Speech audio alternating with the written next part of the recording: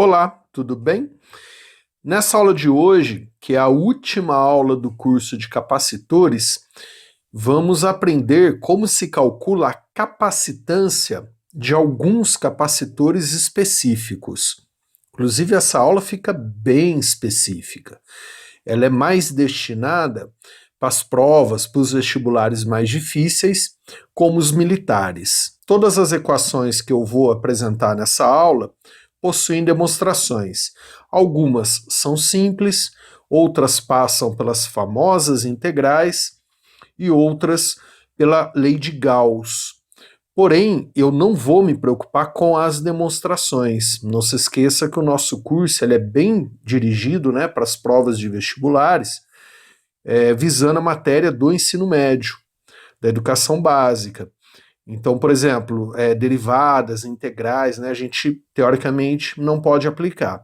Vamos começar falando do capacitor esférico de apenas uma esfera. Imagina que a gente tem uma esfera condutora metálica e a gente carregue essa esfera com uma quantidade de carga Q, seja positiva ou negativa. Então essa esfera, ela vai funcionar como um capacitor. E como conseguimos calcular a capacitância dessa esfera carregada?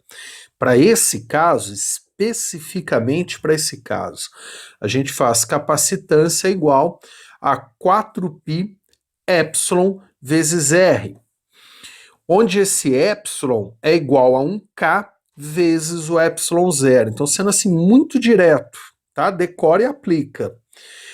Aí, ó, o que é esse R? Esse R é o raio da esfera.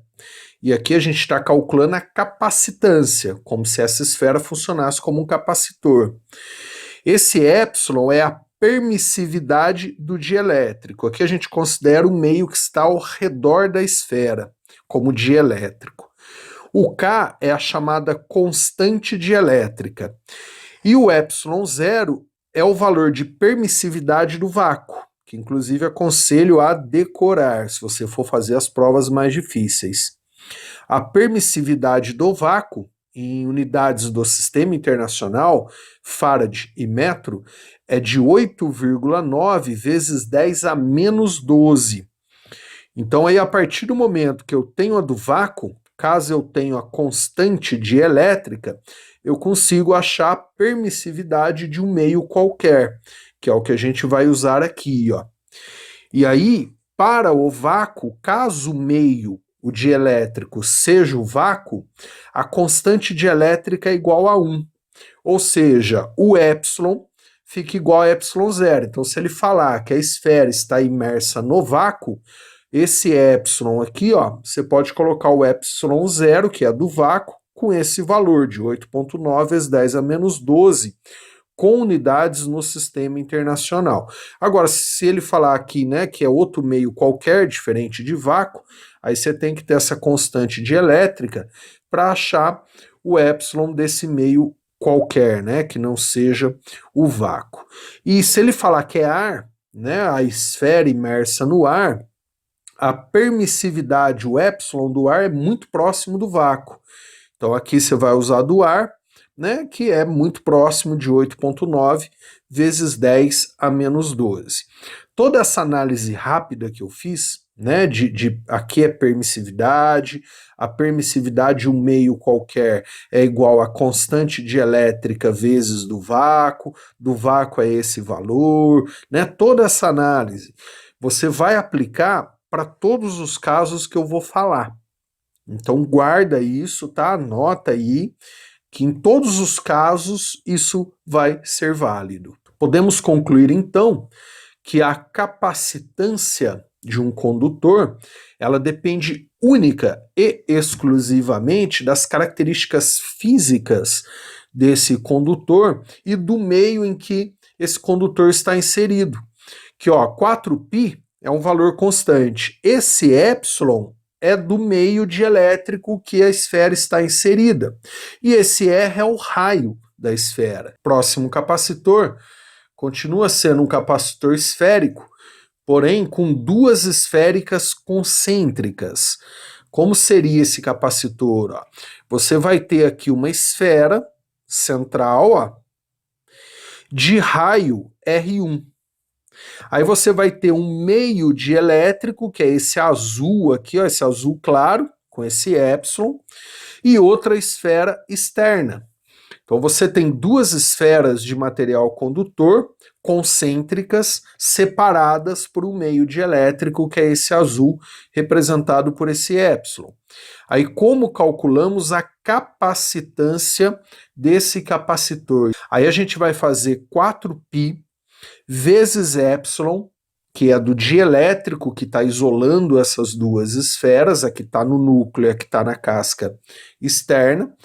E aí todo o raciocínio do épsilon é igualzinho que a gente conversou anteriormente, que multiplica raio 1 vezes raio 2, onde o raio 1 é o raio da esfera central interna e raio 2 é o raio da esfera externa. E essas duas esferas, né, elas são isoladas pelo dielétrico, dividido por raio 2 menos raio 1. Aí você está calculando a capacitância. Então aqui a gente verifica, né, que a capacitância desse material condutor, desse capacitor, depende única e exclusivamente, ó, do dielétrico, que é o épsilon, que representa, que está isolando aí as duas esferas, e do raio das duas esferas. Esse, especificamente, a demonstração vem de uma integral.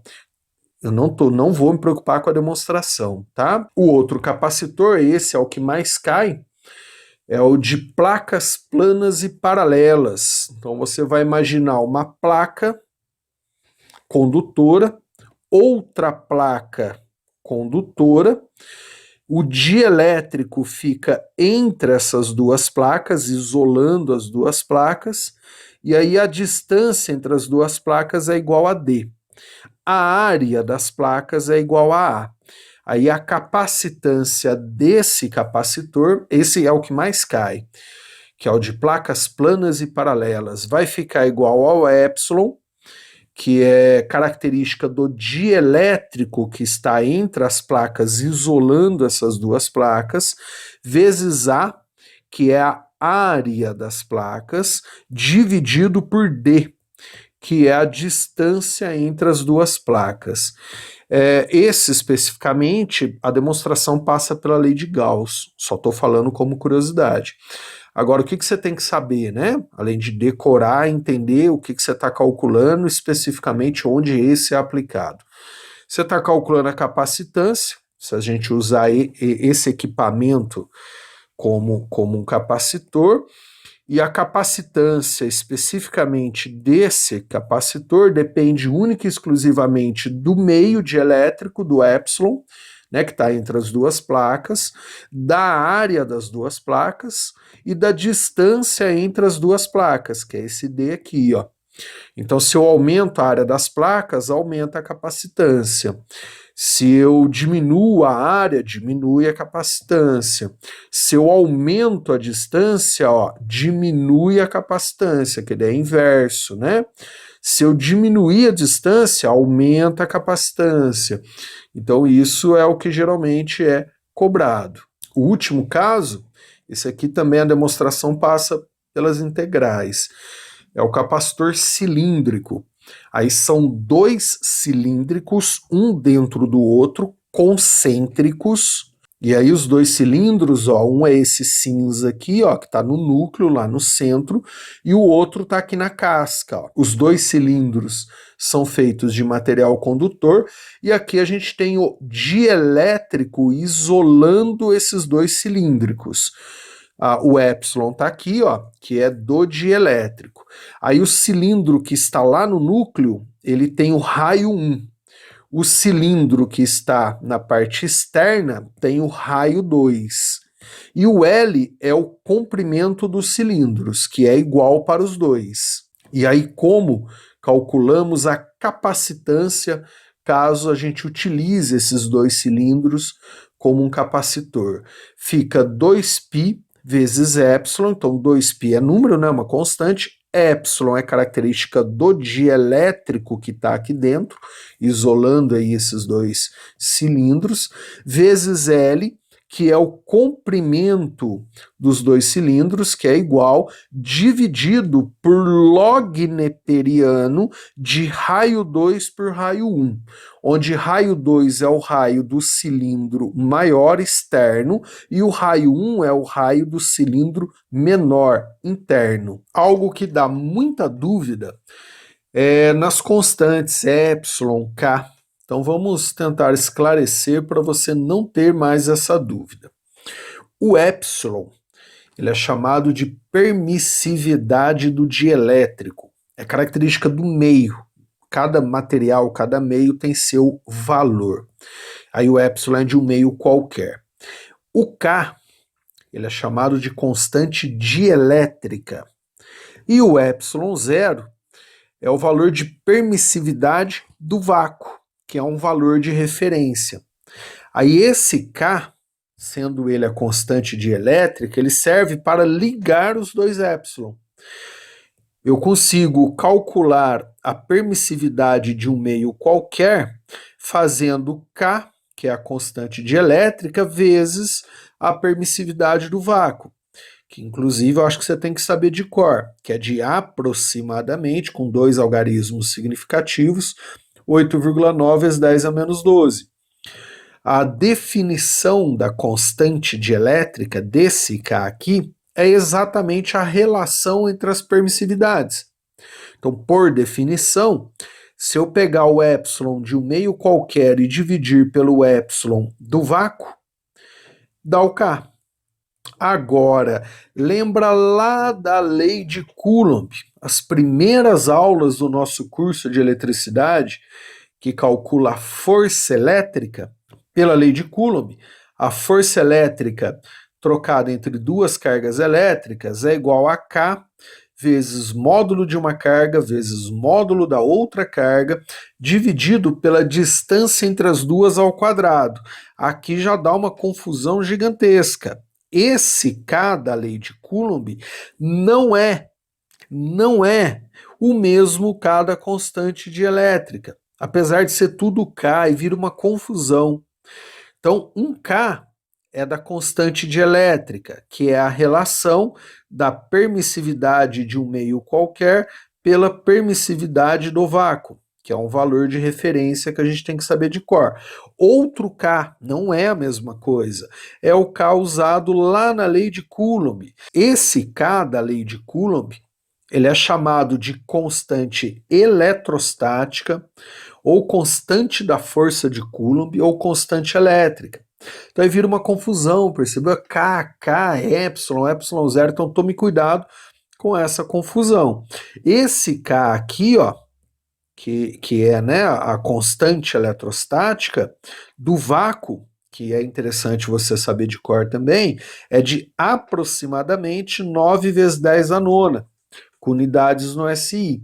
E a partir do K da lei de Coulomb, do campo elétrico, do potencial elétrico, né, que é a constante eletrostática, a gente consegue calcular o epsilon, ou vice-versa. Então, tá vendo? Vira uma confusão, tome cuidado. O K, e eu estou me referindo à constante eletrostática, é igual a 1 sobre 4π vezes epsilon. Então, a partir da permissividade, você acha a constante eletrostática ou vice-versa. Ou, né, a gente pode escrever aqui também, ó, que o epsilon vai ser igual a 1 sobre 4π vezes K. Mesma coisa, né? E aí o epsilon do vácuo é o aproximado 8 vezes 10, 8,9 vezes 10 a menos 12. E aí, se você colocar aqui, inclusive, o epsilon do vácuo, você acha a constante eletrostática do vácuo, aproximadamente 9 vezes 10 a nona, tudo com unidades no SI. Então, tome cuidado para não confundir, tá? Todas essas constantes, características do meio, etc. Lembra do primeiro caso que vimos hoje, de apenas uma esfera condutora e carregada? esse é fácil demonstrar, mas encara essa demonstração como curiosidade, tá? Eu particularmente nunca vi nenhuma prova pedindo essa demonstração, mas essa dá. Então vamos lá, se a gente tem uma esfera condutora carregada, o potencial na casca dessa esfera, a gente calcula fazendo K, e aí esse K é a constante eletrostática, que do vácuo vale aproximadamente 9 vezes 10 a nona, vezes a carga acumulada na casca dessa esfera, aí pode ser positivo ou negativo, que a gente, né, considera o módulo, dividido por R, onde esse R é o raio dessa esfera. Considerando o potencial fora da esfera igual a zero, o potencial da casca da esfera equivale a DDP, a diferença de potencial na esfera e fora dela. Ou seja, podemos escrever que U é igual a K vezes Q sobre R. Aí eu vou fazer assim, ó, vou passar U dividindo o R lá e o K aqui. Então vai ficar, ó, R sobre K igual a Q por U. E aí Q por U, por definição, é a grandeza capacitância. Então posso substituir aqui, né? Ó. Então vai ficar a capacitância dessa esfera igual ao seu raio dividido por K, onde esse K é a constante eletrostática, que do vácuo vale aproximadamente 9 vezes 10 a nona com unidades no SI. Aí, como eu acabei de falar, esse K a gente consegue calcular fazendo 1 sobre 4π vezes epsilon, né? Que aí do vácuo também, né? Legal saber de cor. Então, basta eu substituir, ó.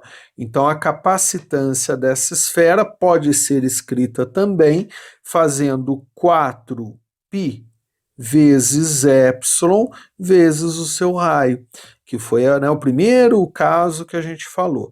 Agora, os outros que eu apresentei, aí envolve matemática superior, tá? De repente eu gravo uma aula mostrando, né, mas só por curiosidade. Legal? Essa aula ela já é mais matemática, né? Mais difícil. Espero que você tenha curtido. Fica aqui o curso de capacitores. Um abraço, bons estudos e até as próximas aulas.